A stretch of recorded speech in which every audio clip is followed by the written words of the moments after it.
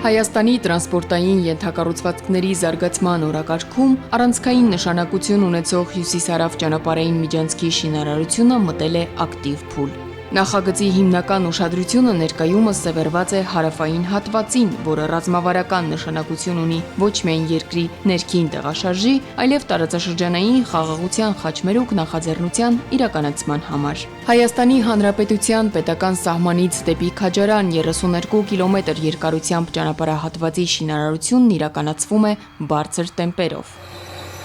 Աշխատանքների իրականացումը շատ բավարար տեմպերով է ընթանում։ Ընդհանուրը այդ հատվածի վրա մեր մոտ նախատեսվում է վերակառուցել եւ կառուցել 32 կիլոմետր ընդհանուր երկարությամբ ճանապարհահատված, 5 տրանսպորտային հանգույց, 2 տունել,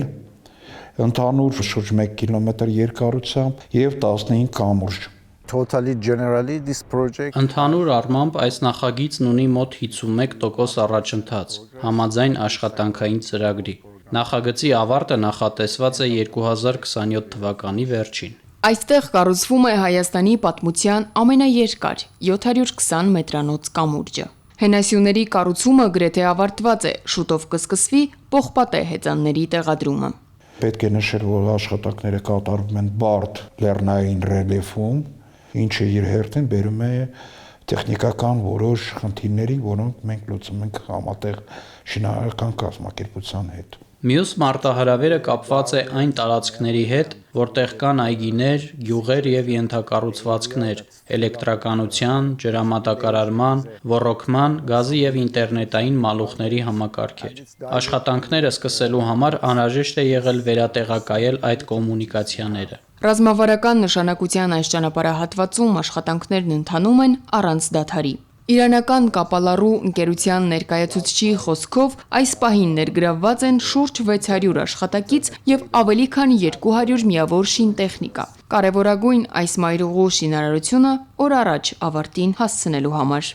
Հյուսիս-հարավ միջանցքի ամբողջացման համար կարևորագույն նշանակություն ունեն նոր կառուցվող թունելները։ 2 թունելներն արդեն հորատված են, ընթանում են բետոնացման աշխատանքները։ Առաջիկայում կմեկնարկի Քաջարանի 7.2 կիլոմետր երկարությամբ թունելի շինարարությունը, որը շրջանցելու է Հայաստանի ամենաբարձր լեռնանցքը, կրճատելով ժամանակը 40 րոպեով եւ վերացնելով եղանակային պայմաններով պայմանավորված անվտանգության բոլոր ռիսկերը։ Թունելը ունենալու է կոմպլեքս սիստեմաներ, այսինքն